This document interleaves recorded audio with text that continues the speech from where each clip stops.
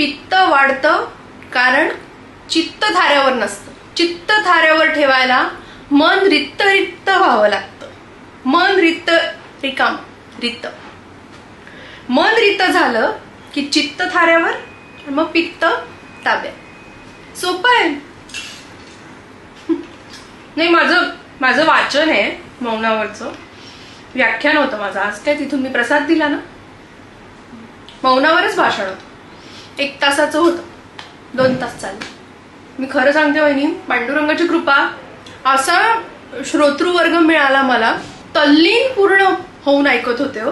आपण सांगायला आहोत पण समोरच्याने ऐकायला पाहिजे ना. आजकाल ऐकत कुणीच नाही. प्रश्न तो आहे वहिनी. ऐकत कुणीच नाही.